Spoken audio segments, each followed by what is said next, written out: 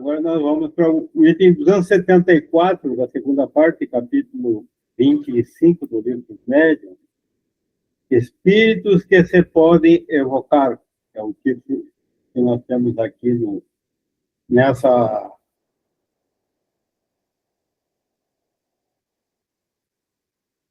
Mas que eu tenho aqui, conforme essa tradução, aqui é esse o subtítulo, mas é o item 274, todos estão localizados?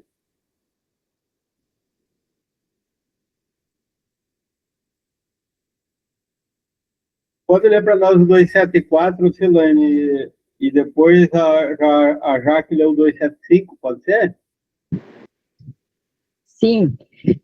Dos espíritos que se podem evocar. 274.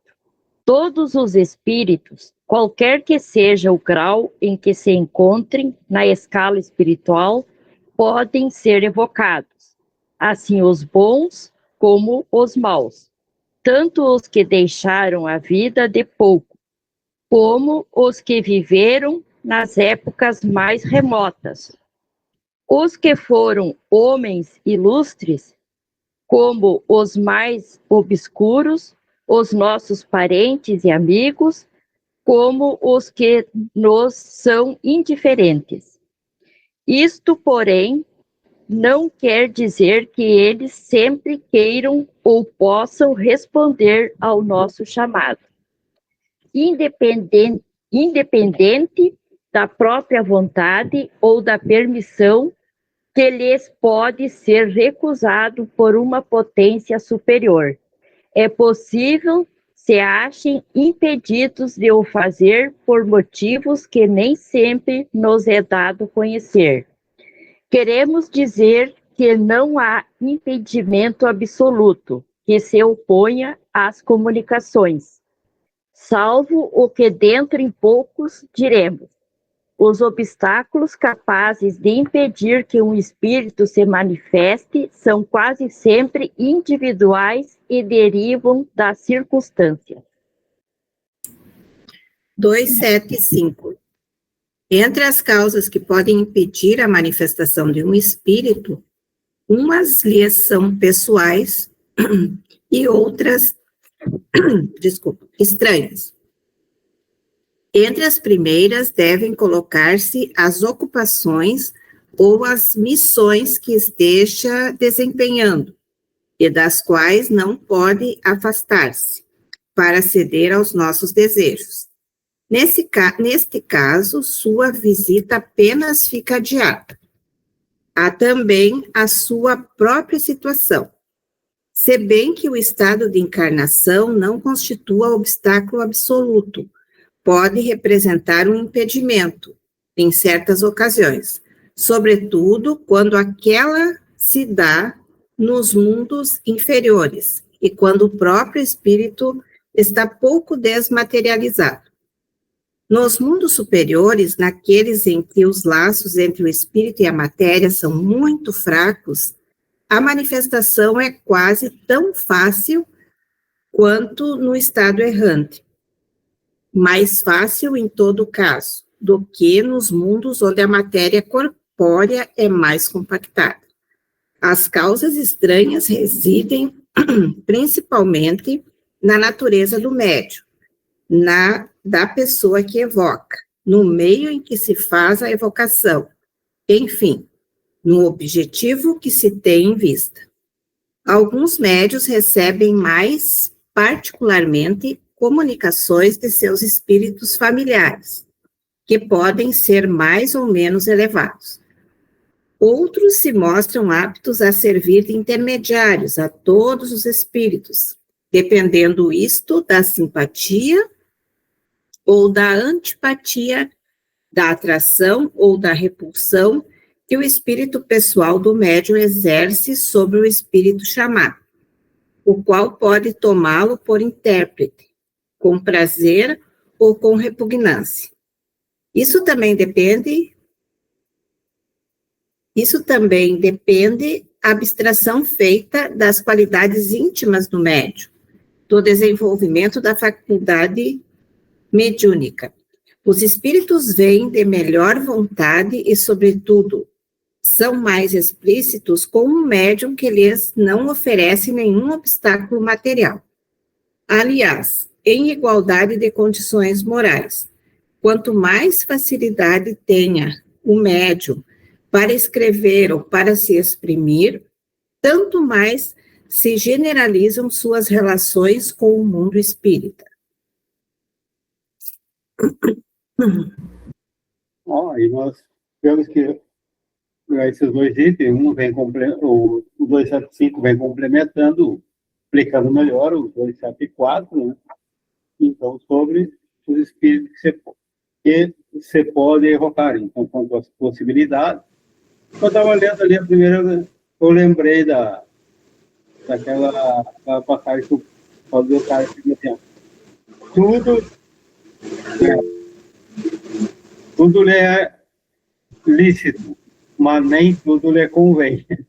Sim, eu lembrei dessa passagem aqui. A dona Antônia levantou a mão ali, pode falar. Eu vou fazer uma coisa bem infantil que vocês podem até achar que é, mas nem o médio evoca os espíritos, eles vêm, não é?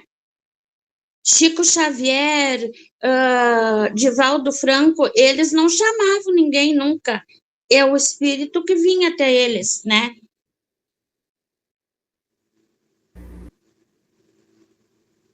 Com certeza. Não é que nunca.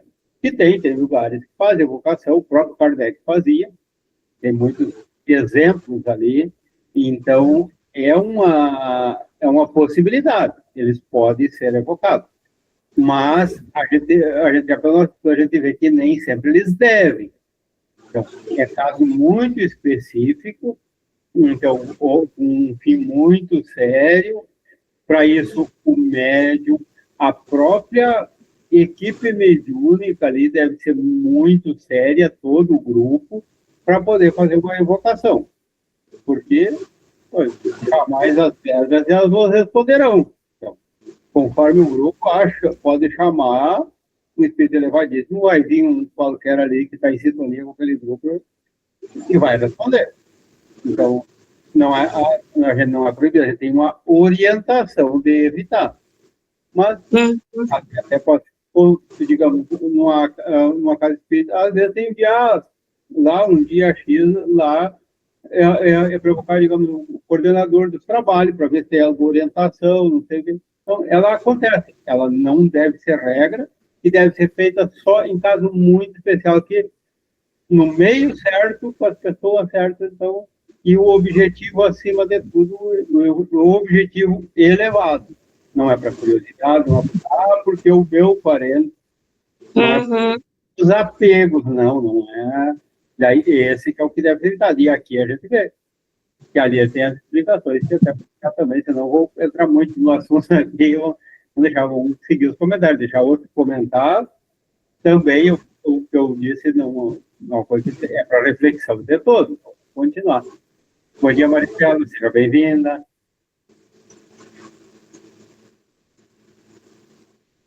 Alguém mais? A Eliane Márcio, Jaque, Sudane. O que é? Bom dia. Eu acho que eu entendi assim, que eu acho até para dar a Antônia, não podemos confundir espírita só com pessoa, com sentido de federada espírita, tá? Tem várias religiões que vou dizer assim, que são médiums, né, mas na religião deles. E quando a gente fala um médium não pode evocar, pode ser um médium de outra religião, né, que trabalha só com evocação. Nós, federados, por exemplo, não. Né, eu acho que é esse ponto que a Antônia quis meio, né, entender, né, Antônio? Tem outras religiões que não são da federação, mas são médiums, espíritos na religião deles, que fazem alguma evocação. Seria isso, eu acho. Eu acho assim, ó, que de repente... Silêncio, por favor. Só um minutinho, eu vou só botar só uma lasqueira de lenha mais na fogueira. Nós estamos falando de médium. Também, e aqueles que são médium e não seguem religião nenhuma, que não são religiosos, aqueles, às vezes, que nem sabem que são médium. No sistema, ostensivamente. Então, também tem essa questão, estamos estudando mediunidades. Então, pode falar, Silene, agora. Eu acho assim, ó, que se for evocado alguém assim que a pessoa quer, um da família, um amigo, qualquer parente, né?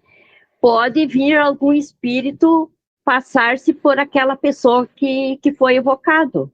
Então, acho que é por isso que não se deve evocar, né? E eu A gente sabe que o telefone toca de lá, né? Nunca é daqui. Então, por isso que eu fiquei pensando, porque eu nunca vi dizer que esses espíritas assim fizessem alguma coisa e sabia que a gente não deveria.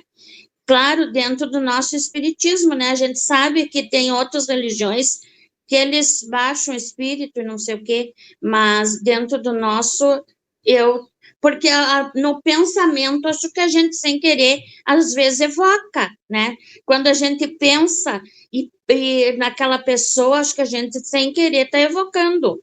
Mas daí não é uma coisa assim, como é que eu vou dizer? Para perguntar alguma coisa, para fazer vir até a mesa. É só.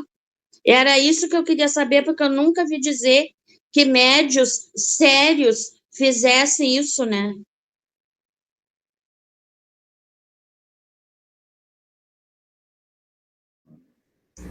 Alguém é mais isso. tem alguma questão? A Antônia acabou falando o que eu ia dizer, né? Não são evocados oficialmente, assim, eu acho, mas por pensamentos, às vezes sem querer, eu acredito que tem muitos evocados. Tanto daí o familiar, quanto o amigo, quanto, enfim. Eu acho assim, eu também, que às vezes o médium pode nem estar pensando em alguém do familiar, o médium ostensivo. Mas se tem alguém da família que fica pensando, vai se comunicar, e fica pensando naquela pessoa, está sendo evocado, e aí o médium ostensivo, que nem sabe que aquele familiar está pensando, acaba dando uma comunicação do parente que ele estava pensando. Isso aí acontece. Depois que vai descobrir, não, porque eu estava pensando quantos anos fazia que o fulano faleceu, será que ele não ia se comunicar? E o médium sensível nem estava sabendo que aquela pessoa da família estava pensando naquela pessoa que já é desencarnada e acaba evocando sem querer. E aí o médium, o espírito vem, né, no trabalho mediúnico e acaba dando comunicações. Vou fazer uma pergunta, depende para o Marina ou para o seu Wilson, são mais ali. E na psicografia, seria mais quase uma evocação? Quando a gente vai pedir uma orientação para psicografia, tem centros espíritas que tem o dia que tu vai lá e dá o nome, tudo, e a pessoa se manifesta ou não. Como é que seria essa psicografia, assim? Mas como é que é? Esse pedido de orientação é para quem? Não, geralmente assim, vai lá e pede uma notícia do ente querido, né? E dá o nome, quando desencarnou, e eles geralmente dão geralmente vem alguém trazer uma psicografia, né? Notícia seria o ente querido. Isso, é uma evocação. Evocou, foi porque colocou ali o nome, vai falar com o fulano, é uma evocação específica. Então, para que haja. E daí nós vimos ali. E daí, sempre vai receber? O que nós vimos aqui nesse texto aqui? Sempre é possível? Como é que funciona isso? Aí já quando que há a possibilidade e o que também causa uma impossibilidade? Dentro do nosso texto aqui, o que nós estamos estudando isso aqui, tá? É possível, uma prova que é possível, está aí, ó. Coloca o nome lá, chama o fulano, muitas vezes vem dar a comunicação. Possível. Então, tá. Acontece sempre.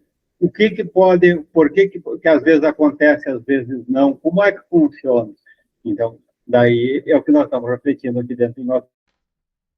Eu acho assim, ó, que nem sempre é possível, porque só é possível se for permitido. Se não for permitido, não é possível. Tanto a comunicação psicografada como a comunicação ostensiva. Psicofonia, quer dizer.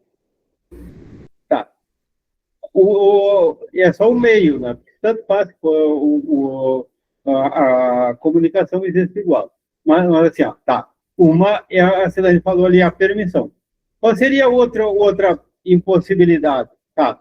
Uma das impossibilidades ou possibilidade depende de uma permissão superior. É permitido ou não é permitido? É só isso?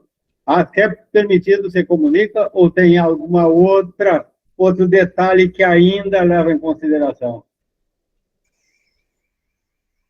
Detalhe do médico que vai receber essa comunicação também.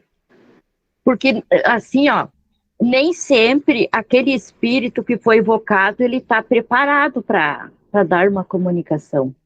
Às vezes, ele leva anos para poder dar uma comunicação. E, às vezes, é questão de 6 meses até bem menos que dá a comunicação. É muito relativo. Então, nós ouvimos aí, ó, falou de permissão, a questão do médium, relativa ao médium, e a questão relativa ao próprio espírito. Ó, nós temos três razões aqui que pode determinar que aconteça essa comunicação do espírito evocado, ou que ela não aconteça.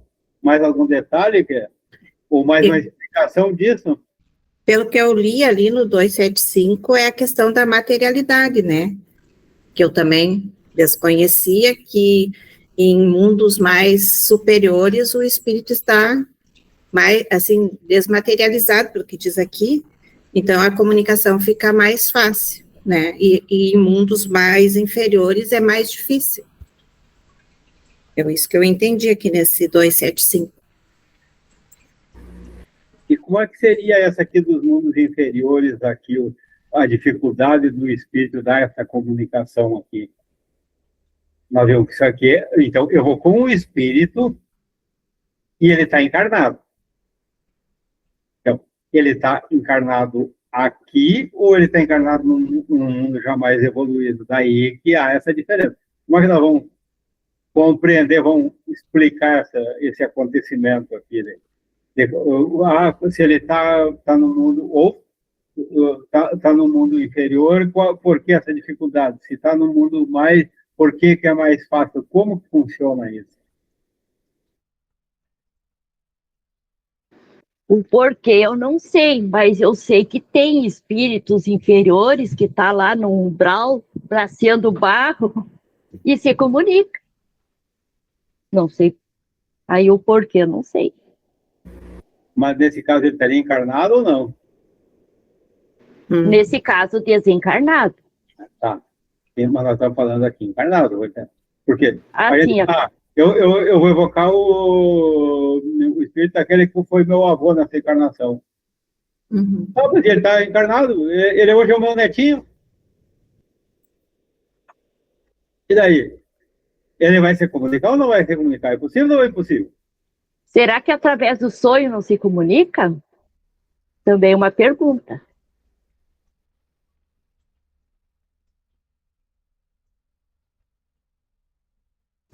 Eu Agora, acho que ele pode se comunicar se durante o sono ele sair e tiver alguma lembrança, ou através de alguma atitude que ele tenha que lembre aquele avô daquela época. Eu acho que às vezes a gente vê isso nas pessoas ou nas crianças mesmo. Tem uma atitude que era igual o seu fulano lá que tinha. Pode ser um resquício da vida anterior, não pode? Só que daí não seria... Não, eu digo assim, a comunicação na hora da evocação.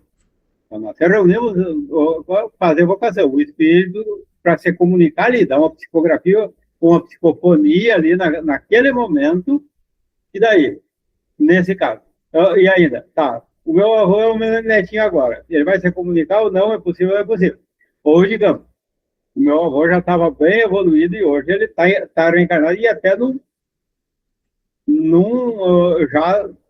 mundo material, mas já mais evoluído, que já não é. Então, qual seria o mais fácil de comunicar? Com aquele que agora é o meu netinho, que está aqui na Terra, ou com aquele que está no mundo mais evoluído, mas está reencarnado lá? Ele cria um corpo conforme aquele planeta que ele está, aquele mundo que ele está com um corpo físico, mas o físico deles lá já não é o físico nosso aqui, já não é o... Eu acho que não. Não sei. Acho que não. Se ele está aqui na Terra, ele não vai se comunicar como um espírito desencarnado, daí se ele já reencarnou. Não sei.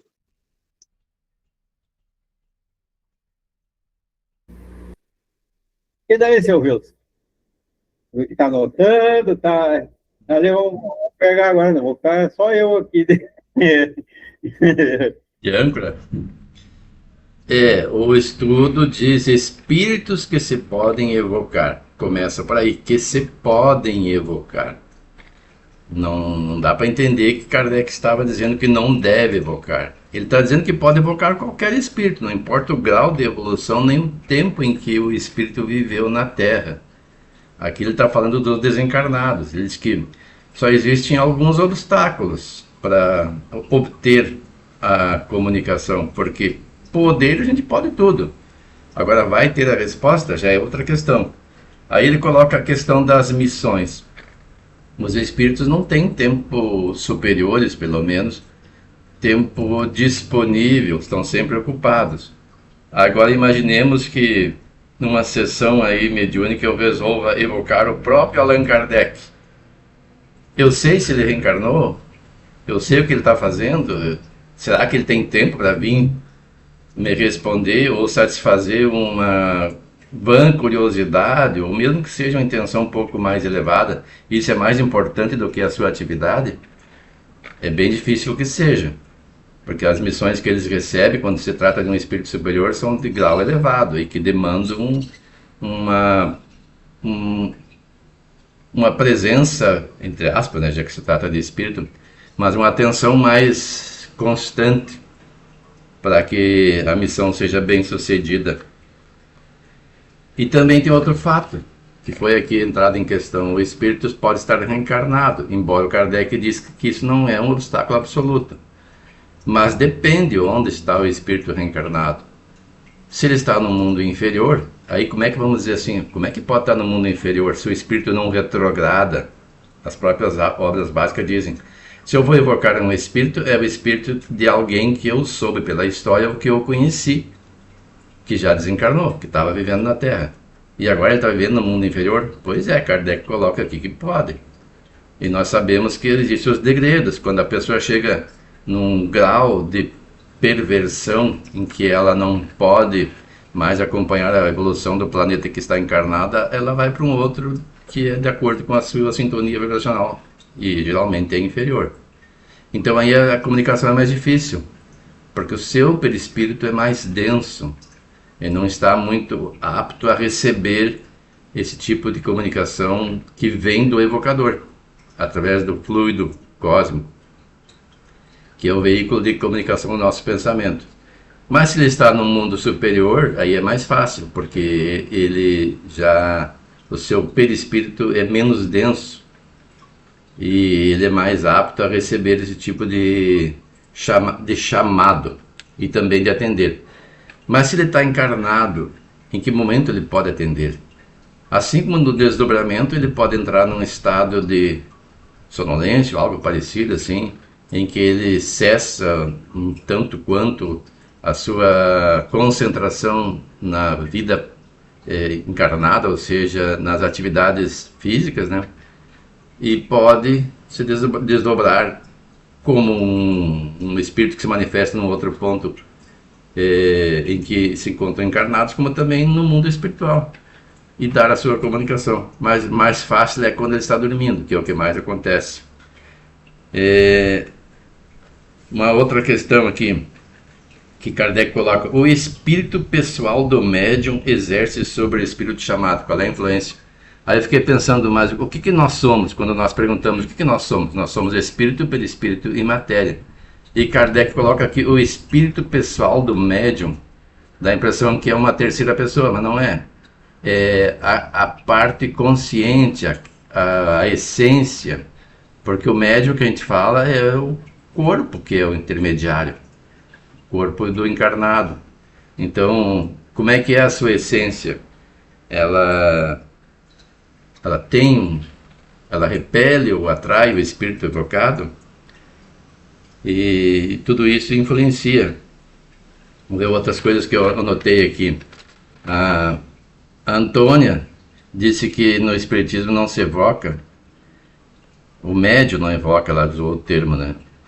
De fato, o médium geralmente não evoca, quem evoca é o evocador. Por isso Kardec dá essa orientação. E Kardec evocava.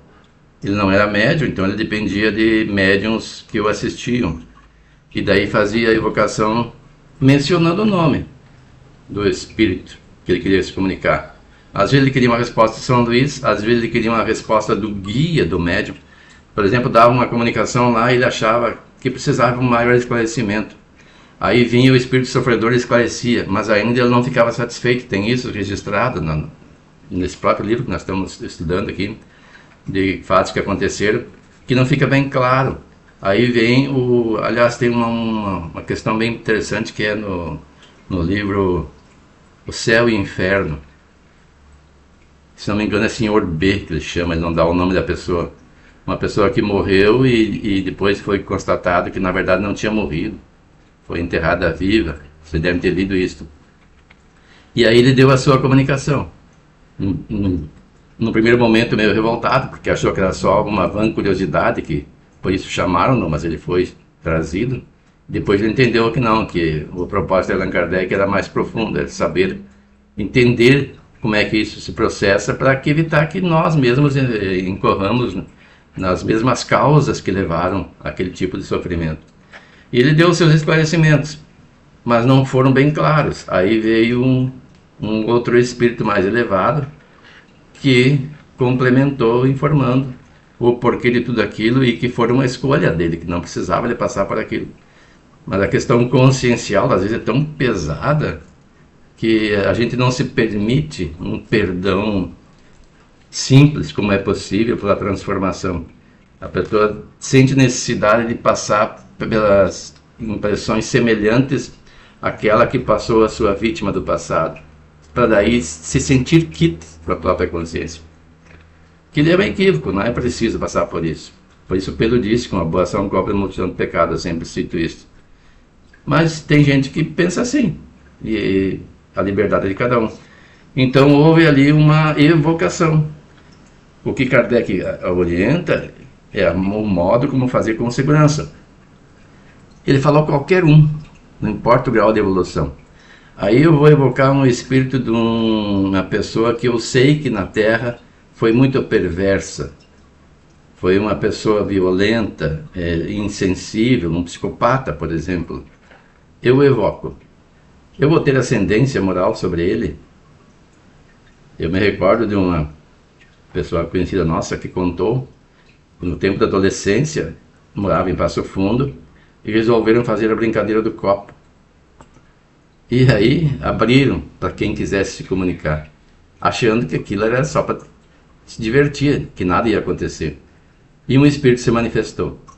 Aí começou a fazer estardalhaço ali, movimentos bruscos, assustar as meninas, eram meninas. E aí eu não estava presente, então não sei, eu conto mais ou menos como eu imaginei a cena pela memória que eu tenho da narrativa dela. E aí pediram para que ele fosse embora, ele disse que não, ele fora convidado, agora ele não ia se retirar. Daí ela conta que ela, num grito de desespero, chamou o espírito de um padre, que era muito amigo dela de Passo Fundo, e que já havia desencarnado, e gritou o nome dele e deu um tapa no copo e tudo parou. Então, certamente que foi a intervenção desse padre, o espírito desse padre amigo dela, que a socorreu. Então não se deve fazer uma evocação sem um fim sério, e sem garantia de ascendência. Não tem uma garantia absoluta, mas pelo menos o grupo tem que ser equilibrado. E principalmente o evocador será uma pessoa bastante equilibrada para ter esse controle. Não vai se basear só, não, nós somos assistidos por espíritos superiores, mas qual é a nossa frequência? Então tem essas questões todas aqui. O Marino falou, e os que nem sabem que são médium, pois é, tem pessoas que ele falou assim, e os que nem sabem que são médium. A gente evoca a todo momento, quando você lembra, foi comentado aqui, né? E a gente lembra de alguém que está evocando. Quando morre alguém querido, a pessoa fica sempre pensando naquela pessoa, involuntariamente está fazendo uma evocação, está atraindo o espírito para próximo de si. Geralmente eles não se comunicam, não tem um meio, mas podem perturbar a mente da pessoa que está ali, pode até perturbar o equilíbrio psíquico do ambiente em que a pessoa se encontre. Aqui foi falado na psicografia, quando se dá o nome da pessoa, né? Quando nós colocamos o nome de alguém no livro, na casa espírita, nós já estamos fazendo uma evocação, nós estamos pedindo prece. Mas a pessoa sem querer também evoca, por isso aquela médica que desencarnou há pouco tempo, com mais de 100 anos, que a Silane sempre menciona, como é que é o nome dela? Isabel, não me lembro o sobrenome. Ela recomendava não mencionar ninguém fora do lar no Evangelho Lar por causa dessas questões. Às vezes a pessoa simplesmente evoca, não menciona o nome.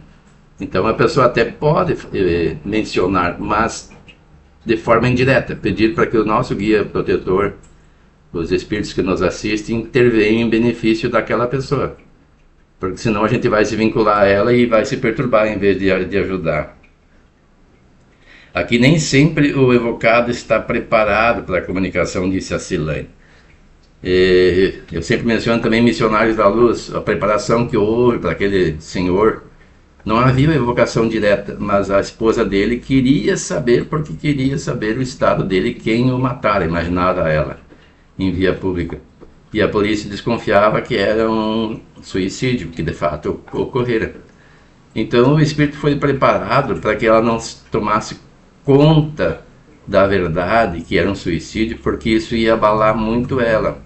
Apenas mostrar que ele estava em tratamento, estava se recuperando, e que ele fosse de uma forma equilibrada. Então ele teve todo um tratamento antes, ele foi resgatado e foi preparado para que pudesse haver, e essa comunicação não foi mediúnica através de um médium, foi por desdobramento, que é um outro tipo de comunicação também, durante o sono. Deixa eu ver se tem mais alguma coisa. Eu acho que era isso. Aqui só a questão do umbral, né, que a Silane mencionou. O Marino já falou, no umbral estão os desencarnados. E a questão apontada naquela hora era dos encarnados, que estão em outros mundos. Mas tanto o encarnado como o desencarnado pode ser evocado. A gente geralmente evoca os desencarnados. E quanto ao pessoal que está no umbral, o umbral é da própria Terra. Então não existe muita dificuldade.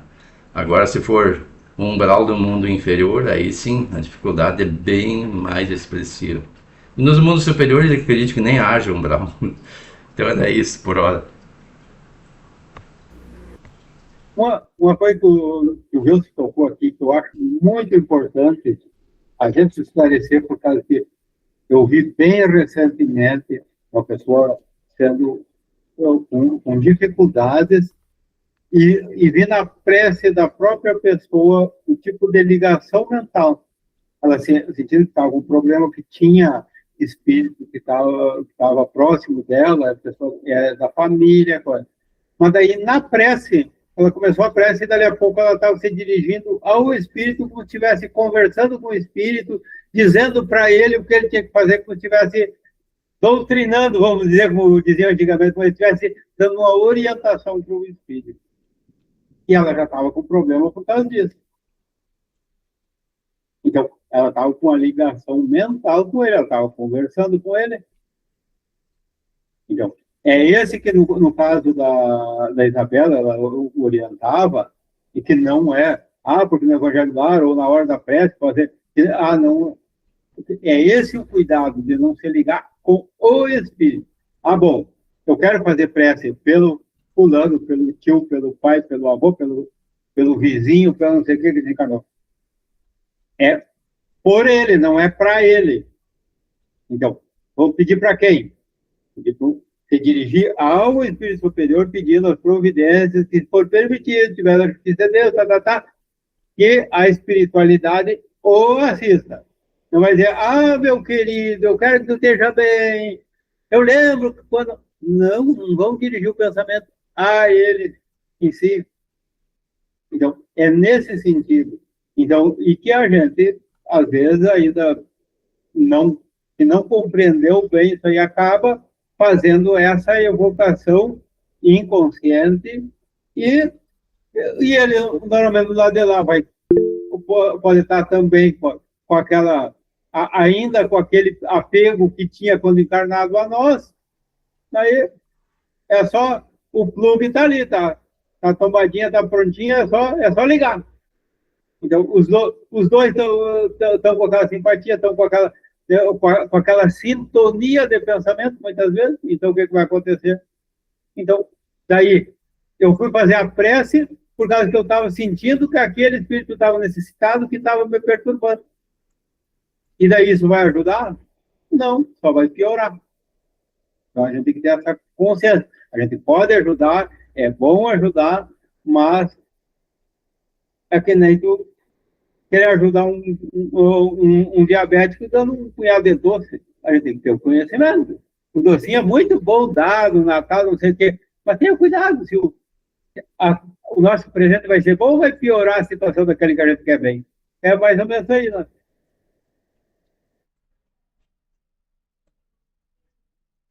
Eu levantei a mão ali, Marino, porque o Wilson falou ali sobre o livro de preces. Toda vez que eu vou lá na casa, eu coloco o nome tanto de encarnados como desencarnados.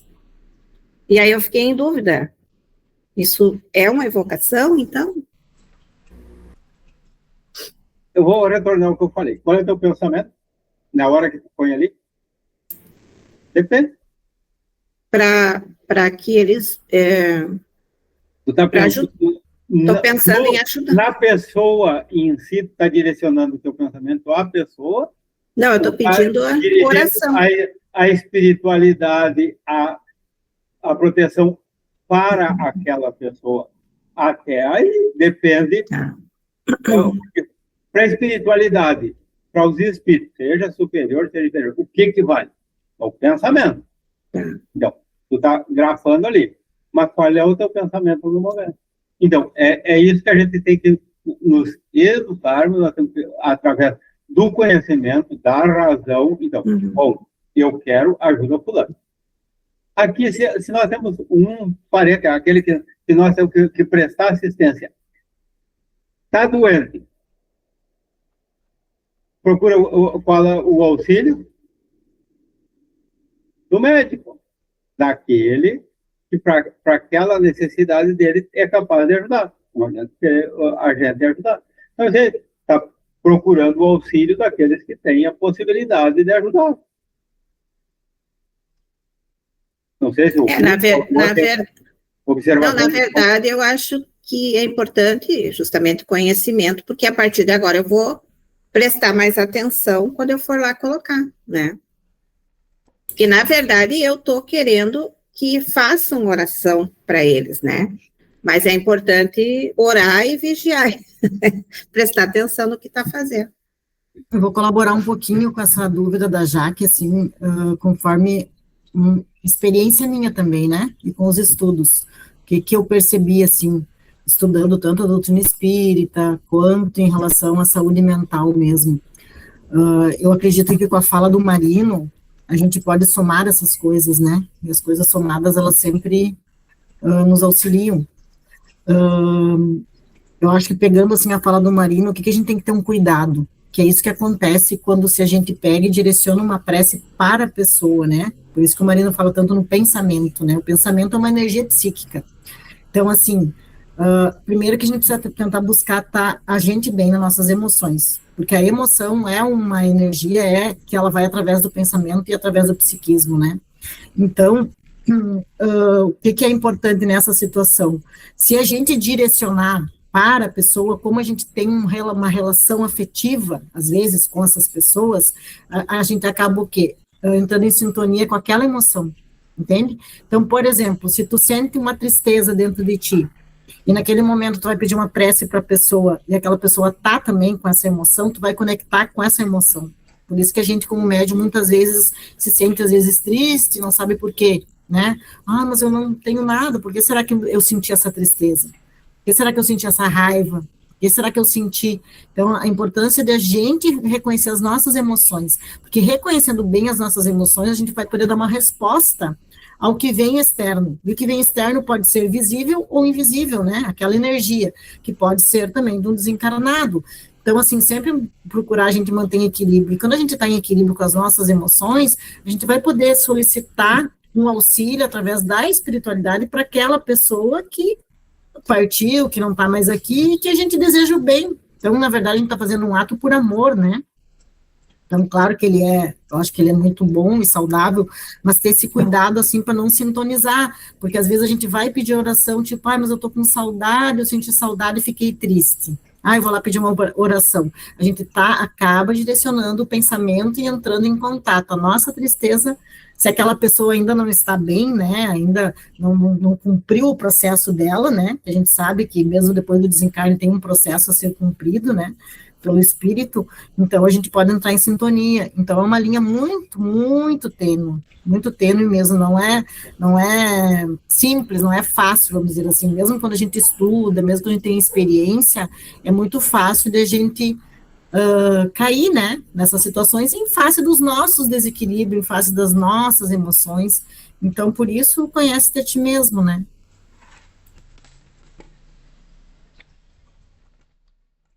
Voltando ainda sobre a questão do evangelho no lar, que foi mencionado aqui, o que a Isabel Salomão dizia, que o evangelho do lar já diz, do lar, palavras dela, não são minhas. Então o evangelho é para ser feito pro lar, porque ela dizia assim, se eu vou orar para alguém fora do lar, não falou encarnado ou desencarnado, mas vamos dizer um encarnado, eu sei quais as companhias que estão com ele, dizia ela. Se ele está mal, certamente ele está com alguma companhia não muito salutar, de algum espírito que está nas sombras. E quando eu oro por ele, eu crio um canal vibracional e vai chegar luz até onde aquela pessoa está. E o espírito vai ver aquela luz. E ele vai se dirigir em direção à luz que eles procuram, pelo menos saber de onde vem e qual é a intenção de quem está ali querendo tirar o domínio dele, vamos dizer, numa hipótese, ela não falou isso, mas estou dizendo eu. Ou também até porque queira um auxílio, e daí como é que nós vamos lidar com isso? Nós estamos preparados? E a Jaqueline, que falou que leva o nome para o Centro Espírita, ela recomendou fazer isso. Quando nós vamos pedir para orar para alguém, façamos isso numa casa espírita, ou numa instituição religiosa, um templo, em que há um ambiente mais bem preparado para tratar com esses tipos de espíritos perturbados e até mesmo perturbadores. Ali é uma equipe que controla, que faz com que eles sejam beneficiados e não criem perturbação. Em casa, há casas que têm essa proteção, mas a maioria das nossas casas não tem. Então a pessoa tem que ter muito cuidado. Deixa eu ver o que mais foi claro aqui também. A Maristela falou sobre a vibração. Que tipo de vibração a gente está fazendo quando a gente pede? A gente está com saudade, está sentindo uma perda, isso aí é evocação. Agora, se eu estou intercedendo, pedindo, é como aqui na Terra. Eu quero ajuda para alguém, não sou capaz de eu dar, eu vou ver quem pode dar e pedir a essas pessoas que elas providenciem o auxílio a quem está necessitado no mundo espiritual da mesma forma. Então depende como nós fazemos. A Marina já frisou isso, como é que eu faço essa questão? Nós somos livres, ninguém é proibido de fazer isso ou aquilo, mas o que a gente está estudando aqui é para saber o que pode acontecer. Não é para assustar ninguém, mas é para esclarecer. Eu não posso largar ninguém. Eu, por exemplo, trabalho na área do direito do trabalho, e o alegado pelos trabalhadores em acidentes do trabalho é que não foram orientados, não receberam treinamento. Agora imaginemos nós entrar numa área de ciência espírita, que é a mediunidade, sem treinamento, sem orientação. Pode dar acidente. Então o objetivo é isso, é orientar como proceder, para evitar as consequências não desejadas. E sabendo como proceder, atuando como uma pessoa que domina o conhecimento e está bem preparada, dificilmente vai acontecer um acidente. Até pode fazer uma oração em casa, e até deve fazer, mas de uma forma que não evoque, de uma forma que peça a intercessão por aquele espírito e não que o chame. Porque senão a pessoa pode ter dificuldade de depois mudar o quadro em que a casa vai se encontrar depois disso.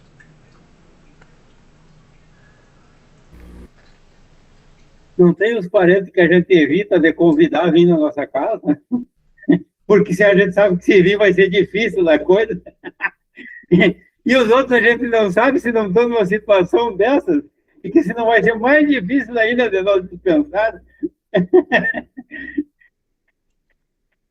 Tá? A dona Antônia levantou a mão. Eu acho que uma coisa importante, né, só a Marina colocando agora, que é bom a gente conseguir um pouco dessas coisas, porque é uma coisa tão exigente, né, na nossa vida diária, que às vezes a gente precisa, levar mais leve, né, mas uma coisa que eu acho que é importante é justamente a gente buscar esse conhecimento, mas conseguir a gente manter esse equilíbrio, né, e essa leveza em relação a isso, porque é muito fácil, né, de a gente ter essas recaídas, assim, né, e essas coisas que o Wilson falou ali, justamente, né, então, às vezes a gente até faz as coisas sem saber, e depois a gente vai estudar e vai aprender, então, assim, para a gente não repetir, né, o aprendizado sempre evita que a gente caia nessa repetição da experiência, né, porque às vezes a gente vai aprender com a experiência, e não é muito bom quando a gente aprende com a experiência, o melhor é a gente já estar preparado quando vem a experiência, né.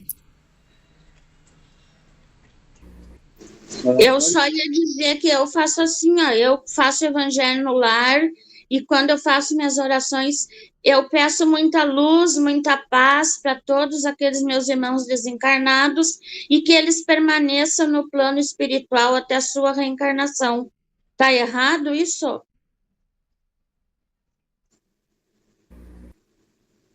Uma vantagem que não está assim, fazendo assim, diretamente, já não é direto para um espírito individualizado, mas, digamos, tá ligando o pensamento ao espírito superior já é já ajuda. Então, não é questão do errado. Nós vemos a Dona Isabela, que tinha ela era bem firme nesse sentido. Nós vamos ver também a orientação do Divaldo, para que você faça a oração, que também é outro. Então, o teu cuidado é isso aí, é como fazer. Então, tem casos que é melhor se abster, então não estamos seguros, tem que ver como é que está o nosso ambiente, ele está seguro, como é que ele está, a intenção, como a gente está fazendo, ele está pedindo para a espiritualidade, está se ligando com a pessoa. Então, é toda essa questão que a gente vai desenvolvendo, vai compreendendo, e tem casos que a gente evita de fazer, e quando a gente faz de uma maneira mais segura. E daí até eu coloco, e nas casas espíritas em geral, né, será que, digamos, eu tenho um caderninho lá, cada um tem o seu meio de pedir auxílio? Será que as pessoas que nós estamos, vamos dizer assim, incentivando, porque a gente coloca lá à disposição, porque a gente está disponibilizando aquele meio, a gente está dando a orientação necessária para ela sobre aquele ato? Ou, como o Wilson disse, está colocando alguém sujeito a uma situação que ele não foi orientado por quem sabia, por quem deveria tê-lo orientado? E uma coisa que eu sempre estou aprendendo, também com a experiência, né, agora o Marino falando sobre isso, que eu sempre me pergunto assim, eu aprendi para mim, né, primeiro, e agora eu vejo muito isso, assim, essa preocupação muito nas outras pessoas, e eu também já tive nesse lugar, hoje eu estou aprendendo a mudar um pouco, né, é que assim, a gente sempre pensa em fazer a prece, né, eu mesmo quando a gente evoca, e mesmo que seja através da espiritualidade, através de um ser maior, a pergunta que fica assim para a gente refletir, se todos nós somos irmãos, né, todos somos filhos da mesma centelha, né, a gente vem da mesma centelha divina, todos saímos de uma consciência maior e habitamos essa forma humana, ou seja, então, se tu for ver, nós temos todo a mesma origem, ok? Então, assim, eu estou pedindo em primeiro lugar por mim mesma, quando eu me conecto com as preces, qual seria aquela pessoa que seria mais importante nessas preces, antes de tudo? Né? Não seria nós mesmos, tipo, a gente ficar bem, a gente estar bem, essa centelha estar bem, porque daí nós ficando bem, né, eu ficando bem como uma centelha, eu vou refletir para os outros, sabe, uma vela quando tu acende? Então, assim, essa importância também da gente olhar, que a gente pensa tanto em pedir, em orar, em fazer pelo outro, mas assim, hoje eu aprendi, né, um pouco quando eu me conecto para fazer uma prece, uma oração, e eu confesso que de vez em quando eu tenho que ainda lembrar, né, não, pensa em você primeiro, porque às vezes a gente é ensinado, né, culturalmente, dentro da família, tipo, pensa no outro, direciona para o outro, e às vezes, e a gente, como que tu tá? Como é que tu tá sendo essa luz? Tu tá bem? Tu tá em equilíbrio? Então, assim, primeiro momento é nós, é a gente ficar bem, é a gente se conectar. Eu estando bem, daí sim eu até posso pedir auxílio para outra pessoa, mas a importância de a gente também ter a gente como prioridade, né, para a gente poder também impactar uns aos outros, se somos irmãos, é dessa forma que a gente vai se fortalecer, né? Se todos ficarem bem, seria ótimo, né? A humanidade não estaria assim, né? Eu acho assim, ó, quanto ao livro, nas casas espíritas, para a gente anotar o nome dos encarnados e desencarnados, eu tenho a impressão que a maioria das pessoas anotam já com aquela intenção que a espiritualidade possa atender aquelas pessoas necessitadas. Eu, pelo menos, quando coloco o nome do encarnado, desencarnado ali, eu estou pensando que para a espiritualidade, não para mim, mas que a espiritualidade possa atender conforme as necessidades de cada um daqueles que eu coloquei o nome ali. E eu tenho a impressão que a maioria pensa assim. Acho que isso é humildade, né, Silene? Nessa hora a gente acaba tendo uma humildade de tipo assim, eu não consigo, né? Eu acho que não é, às vezes não é conscientemente pensado dessa forma, mas no momento que eu chego na casa e eu vou lá e já coloco o nome no caderno, eu já estou direcionando para outro algo que tipo assim, né? Eu tô aqui fazendo minha parte por mim. Eu venho até a casa, eu assisto a palestra, eu tomo um passo, eu estou fazendo a minha parte e estou pedindo auxílio ainda através da espiritualidade para o outro. Eu acho que é bem colocado isso que tu falou, Silene. É exatamente isso aí. O Wilson levantou a mão ali, ele tem pouquinhos minutos. Só colocou uma observaçãozinha rapidinha. Assim, ó, a Maristela falou ali, ela falou também em equilíbrio. Nós temos que ver. O texto diz assim, amai o vosso próximo como a vós mesmos. Então, a gente tem que cuidar o primeiro em si, para não tender demais para pensar em si, para o egoísmo, assim como não pode, é o equilíbrio, é como, mas no mesmo padrão. Então, a gente tem que pensar só no outro, tu foi para um extremo, e pensar só em si também foi para outro extremo, então vamos fazer como? Vamos botar tudo no mesmo padrão. Wilson, por favor, pode falar. Eu ia falar justamente nessa ponderação da Maristela, em primeiro cuidar de si próprio. E é sempre a gente lembrar, parece uma coisa que todo mundo diz, mas é um fato. Os alertas nos aviões são para a pessoa primeiro, num caso de despressurização, colocar a máscara de oxigênio no seu rosto, para não perder a consciência, para não ficar mal, porque a tendência dos pais, geralmente, é socorrer um filho que está com uma criança do lado. e depois providenciar o oxigênio para si. Só que nesse meio tempo ele pode desmaiar e não fazer nenhuma coisa nem outra. E na vida também é assim, né? Nós temos que estar bem. Mas eu estava pensando assim, quando nós vamos orar por um suicida, por exemplo, orar por ele de forma que não seja uma evocação. Como orar por um suicida? Não podemos ser ingênuos de dizer coisas sem sentido, porque não vai ter efeito. Primeira coisa, vibração. Qual é o tipo de vibração? Não posso ter uma vibração de perda, de desespero. É fazer ele lembrar que ele é um filho de Deus e que Deus não pune ninguém. Tudo o que ele está passando é consequência da lei de causa e efeito, mas não é permanente. Chegará um momento em que ele vai ser resgatado, que ele se arrependa, mas não desenvolva complexo de culpa que não produz nada. E que também, muito importante, que ele continua sendo amado pelos seus entes queridos que aqui nos encontramos. Porque às vezes ele fica desesperado, ele está sozinho, ele se sente sozinho. Na verdade, ninguém está sozinho, mas no lugar onde ele está, ele se sente sozinho e pensa que todo mundo o abandonou. E não tentar levar o nosso pensamento direto até ele, mas pedir que o nosso guia protetor, ou os espíritos superiores encarregados, especialmente os servos da Legião de Maria que trabalham com esse serviço, possam fazer esse serviço intermediário, a pedido nosso, ir lá e de alguma forma fazer com que ele tenha consciência disso. E assim ele tenha mais ânimo de suportar tudo que não tem como evitar suportar. Eu me recordo que uma pessoa, um expoente do movimento espírita bem importante daqui do Rio Grande do Sul, tem um pai que se suicidou. Eu não vou dizer o nome porque isso aqui vai ficar na internet. Não tenho autorização dele, mas eu ouvi falar também, não foi dele que eu ouvi falar. Mas a pessoa que me falou é bastante idônea. E daí disse que teve, se não me engano, não sei se era o Divaldo ou quem que teve aqui teve em Santo Ângelo, e revelou que o pai desta pessoa, isso já fazia 30 anos quando aconteceu, ainda estava em tratamento.